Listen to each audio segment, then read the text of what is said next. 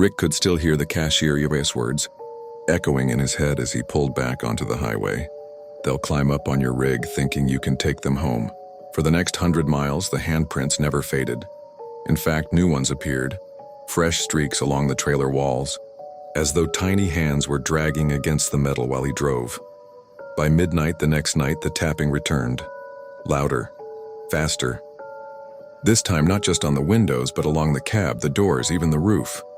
It sounded like dozens of little fists pounding, begging. "Let us in," Rick snapped. His nerves shredded, he slammed the brakes, pulled to the shoulder and screamed into the empty cab, "Fine, come in!" The locks on his doors clicked open by themselves. The cab grew icy cold. His breath fogged the air.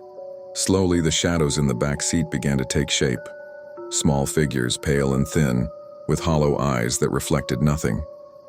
Children, at least a dozen of them. Their faces were gray and wet like they'd been pulled from a river. One climbed forward into the passenger seat, tilting its head. When it spoke, its voice wasn't a child's, it was hundreds of voices whispering together, "Take us home." Rick never made his next delivery. His rig was found weeks later at the bottom of a ravine, engine still running, cab doors wide open. The trailer, empty, but when the sheriff shined his light inside, he swore he saw dozens of small wet handprints covering the walls. From the inside, Rick's truck was found weeks later at the bottom of a ravine, engine idling, headlights burning into the dark.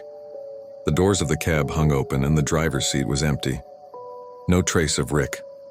At first, the authorities thought it was just another tragic accident, until they opened the trailer. Every wall from floor to ceiling was smeared with tiny handprints, dozens, hundreds, layered over each other in thick streaks, as if a crowd of children had been crawling, clawing, fighting to get out. The strangest part? The handprints weren't made in dirt or oil, they were wet, as if someone had pressed them in blood or stagnant water. The rig was towed to an impound lot, where it sat for weeks while investigators scratched their heads. One by one, the men who worked near it started to complain. They said they heard tapping inside the trailer at night. Faint, like fingertips brushing metal, then louder, louder, until it was fist pounding. Some claimed they heard children laughing inside. Others swore they saw faces in the reflective chrome.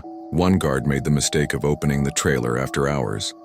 They found him the next morning, sprawled across the pavement, eyes wide open, every inch of his body covered in little handprints. Not bruises, not paint, actual prints burned into his skin, as though something had clung to him.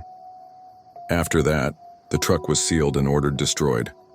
But the junkyard crew that came to crush it refused. They swore they could hear voices inside, begging, crying, whispering, "Take us home." The truck disappeared a week later. Sometimes, out on the interstate, drivers report seeing an old 18-wheeler pulled off at the side of the road. Engine idling, cab empty, trailer doors slowly swinging open. And if you're foolish enough to stop, if you look inside, you'll see the handprints waiting for you. And you'll hear the tapping start. Tap, tap, tap.